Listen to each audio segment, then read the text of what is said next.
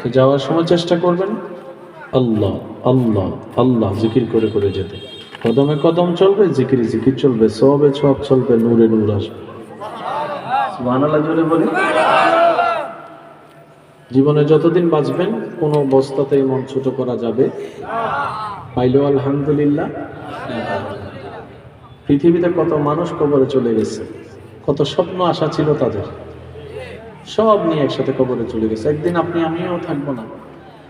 আর এই পৃথিবী বেশি দিন কাউকে মনে রাখে না ভাই, খুব দ্রুত ভুলে যায় মানুষ। মানুষের এত ব্যস্ততা, অনেক সময় দেখবেন জানাজার মধ্যে এসেও ব্যস্ততা চোখে পড়ে। আল্লাহর ওয়াস্তে জীবন অনেক সুন্দর, বিশ্বাস করেন ভাই, অনেক সুন্দর জীবন, কিন্তু আমরা সুন্দর চোখে জীবন দেখতে পারি না। আমরা সুন্দর দৃষ্টিতে আল্লাহর রহমত দিয়ে জীবন তাকাতেই পারি না। বাচ্চাদের মতো সুন্দর পৃথিবী তার কিছু আছে? সে যারই বাচ্চা হোক, বাচ্চা দেখলে একটা আদর লাগে না, মায়া লাগে না? কিন্তু অনেক সময় নিউজে শুনবেন মা বাবা হয়ে বাচ্চাকে গলা চিরে মেরে ফেলছে। কেন হচ্ছে? আমাদের অন্তর শক্ত হয়ে যাচ্ছে।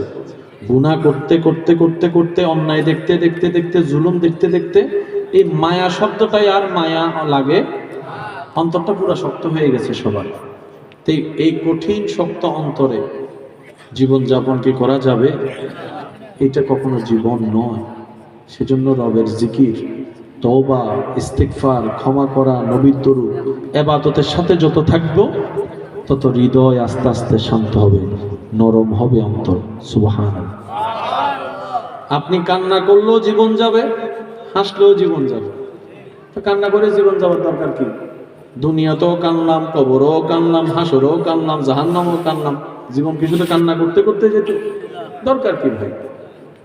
বর্ষাটা রবের উপর করবেন, আপন জায়গা থেকে সর্বোচ্চ চেষ্টা করবেন। এই পৃথিবীতে আপনি একটু খেয়াল করে দেখবেন, এই দুনিয়া কখনো কাউকে চিরতরে আপন করে রাখে নাই, শুধু অভিনয় করেছে, ধোঁকা দিয়েছে। দুনিয়া হচ্ছে একটা ছায়ার মতো, ধরতে যাবেন পাবেন না, নাগাল কখনো পাবেন না। আপনি যদি উল্টা পিঠে হাঁটেন, ছায়া আপনার পিছনে পিছনে হাঁটবে। সেজন্য যারা মুমিন আল্লাহ ওয়ালা, ওনারা আল্লাহর রহমত খুঁজেছেন, আল্লাহ ওনাদেরকে দুনিয়ার নিয়ামতও দিয়েছেন, আখিরাতের নিয়ামতও দিয়েছেন। সুবহানাল্লাহ। আল্লাহ তাআলা আমাদের সবাইকে একটু বুঝার তৌফিক দান করুন। আর একটু জোরে বলেন আমিন। এখানে যারা উপস্থিত হয়েছেন, এখনো আছেন, আল্লাহ আপনাদের আমিনের উসিলায় আমি অদমের আমিনকেও কবুল করুন। আজকে থেকে কারোর প্রতি কোনো রাগ, হিংসা, অহংকার মনের মধ্যে আসলেও আমরা উত্তর মনকে বলবো আলহামদুলিল্লাহ। যদি দুশমনও আপনার অপছন্দের কেউ যদি কিছু পায়, যেটা আপনার পাওয়াটা শুনে দেখে অন্তরে আঘাত পায়, আপনি হিংসা পর্যন্ত সে আঘাত পৌঁছানোর আগে আপনি খুশি মনে বলবেন আলহামদুলিল্লাহ, আল্লাহ যাকে দিয়েছেন বুঝে শুনেই দিয়েছেন, আমার কোনো আপত্তি করার কোনো অধিকার নাই। হিংসা করলে নিজেরটাই কমে, কিন্তু আপনি শুকরিয়া করলে, তার জন্য দোয়া করলে, যে আপনারটাই বাড়বে। সেজন্য পাওয়ার একটা মাধ্যম হচ্ছে সবার জন্য দোয়া করবেন। আল্লাহ তাআলা সেগুলো আপনার রিজিকে, আপনার জীবনে দান করবেন। সুবহানাল্লাহ। আল্লাহ তাআলা আমাদের সবাইকে বুঝার, নেক আমল করার, নেক আমলের সাথে থাকার তৌফিক দান করুন। আমিন। আল্লাহুম্মা আমিন।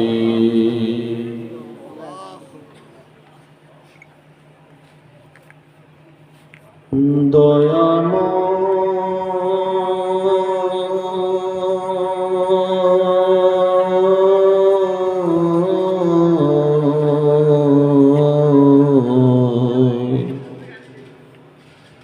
মাফি মাঙ্গি তোমার দরবারে, আমরা মাফি মাঙ্গি তোমার দরবারে। আলহামদুলিল্লাহি রাব্বিল আলামিন ওয়াসসালাতু আলা নবিয়িল কারীম ওয়া আলা আলিহি ওয়া আসহাবিহি আজমাইন। রব্বুল আলামিন আজকের এই মাহফিলকে তুমি কবুল করো। যারা প্রকাশ্যে গোপনে সহযোগিতা করেছেন তাদের হাতকে কবুল করো। যারা সশরীরে উপস্থিত হয়েছিলেন, এখনো আছেন, দূর থেকে শ্রবণ করেছেন, মওলা আল্লাহ আমার প্রত্যেকটা ভাই বোনদের এই হাজিরিকে তুমি কবুল করো। আল্লাহ তোমার দরবারে আমরা যে আজকে দুইটা ভিক্ষার হাত তুলে দিয়েছি, আল্লাহ আমরা জানি তোমার কাছে চাওয়ার কোনো যোগ্যতা আমাদের কাছে নেই। আল্লাহ এই জীবনে তুমি আমাদের চাওয়ার চাইতেও যোগ্যতার চাইতেও 1000 গুণ বেশি দান করেছো মওলা, কিন্তু সেই তুলনায় শুকরিয়া আমরা আদায় করতে পারিনি। আল্লাহ তুমি রহমান বলে এখনো টিকে আছি আমরা। আল্লাহ তুমি রহিম বলে এখনো আমাদের অস্তিত্ব আছে। আল্লাহ আল্লাহ তুমি গফফার বলে এখনো হাত তোলার সাহস পাচ্ছি মোনাজাতে।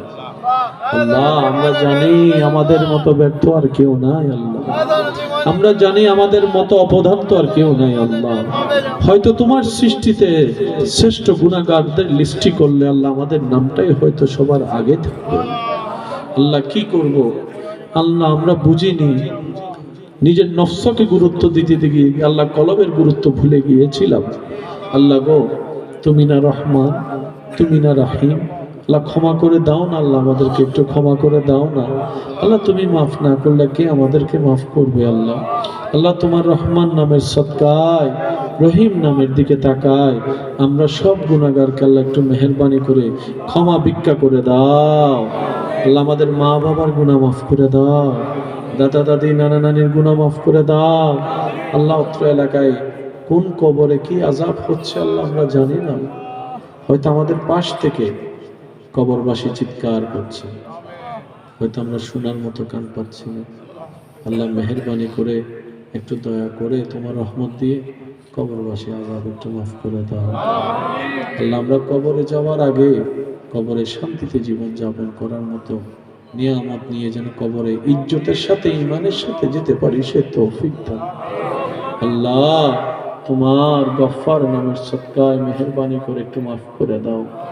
আল্লাহ এখানে অনেক মানুষ আছে দিনের পর দিন ওষুধ খাচ্ছে, কোনো কাজও হয় না। আল্লাহ অনেক আবার টাকার অভাবে ওষুধও কিনে খাইতে পারে না। আল্লাহ আইয়ুব নবীর ধৈর্যের সদকায় যারা অসুস্থ আছে তাদেরকে তুমি শেফার ব্যবস্থা করে দাও। আল্লাহ এই অসুস্থতা, এই অভাব, এই কষ্ট, এই যন্ত্রণা, পারিবারিক সামাজিক কষ্টগুলো যদি আমাদের গুনাহ মাফের কারণ হয়ে থাকে তাহলে আমাদের সবাইকে ধৈর্য ধারণ করার তৌফিক দিও। আল্লাহ প্রত্যেকটা পরিবার একটু শান্তির ব্যবস্থা করে দাও। আল্লাহ অনেক পরিবার আছে এক ছাদের নিচে স্বামী স্ত্রী মা বাবা ছেলে মেয়ে থাকে, কারো সাথে কারো দিলের মিল নাই, মনের মিল নাই। আল্লাহ কেমন জানি আমরা একটা রোবটের জীবন চলে এসেছি। আল্লাহ সবার অন্তরকে তুমি শান্ত করে দাও, সবার মনে তুমি রহমত নাজিল করো।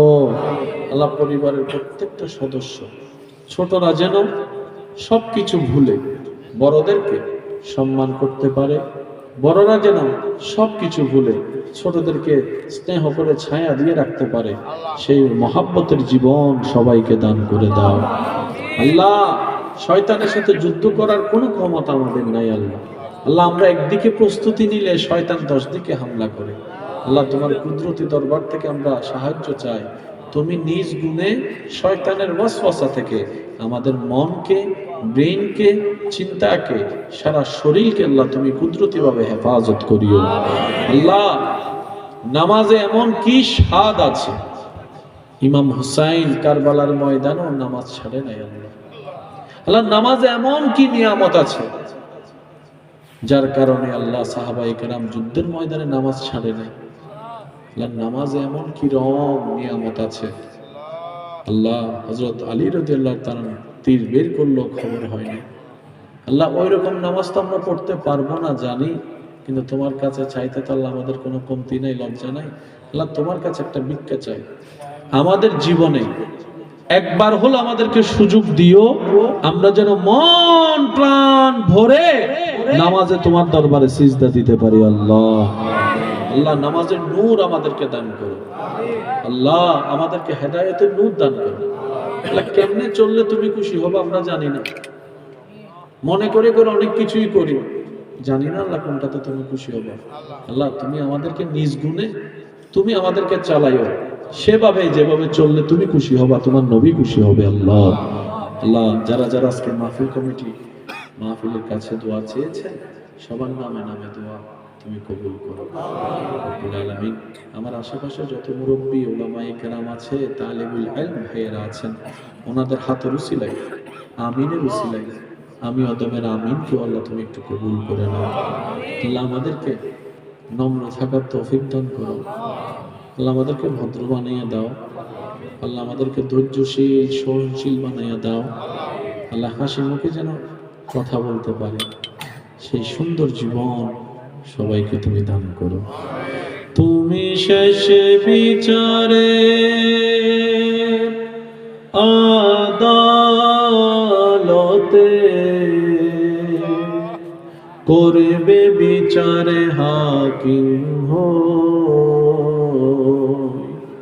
আমরা তোমার ক্ষমার যোগ্য নই। আল্লাহ আমরা তোমার ক্ষমার যোগ্য নই। সেদিন আদালতে তোমার সামনে কেমন করে যাব,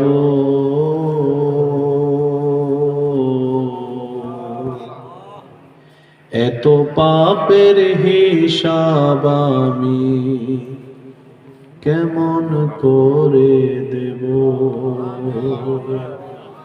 সেদিন আদালতে তোমার সামনে কেমন করে যাব,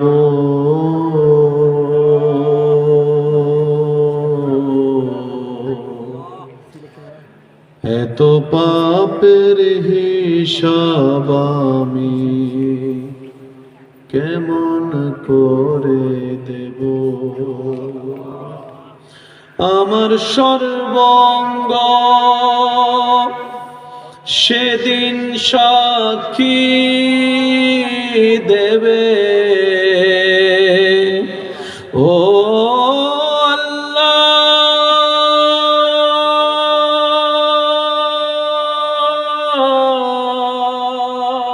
ও আল্লাহ আমার সর্বঙ্গ সেদিন সাক্ষী দেবে, কেমনে আমি মিথ্যা কই, আমরা তোমার ক্ষমার যোগ্য নই। আল্লাহ সকলের হাজিরি কবুল করো। আল্লাহ পাক আমাদের সবাই অন্তরকে নূর দ্বারা মুনাব্বর করে দাও। আমিন আমিন আমিন। বিহক্কে লা ইলাহা ইল্লাল্লাহ মুহাম্মাদুর রাসূলুল্লাহ সাল্লাল্লাহু আলাইহি ওয়াসাল্লাম। আসসালামু আলাইকুম ওয়া রাহমাতুল্লাহ।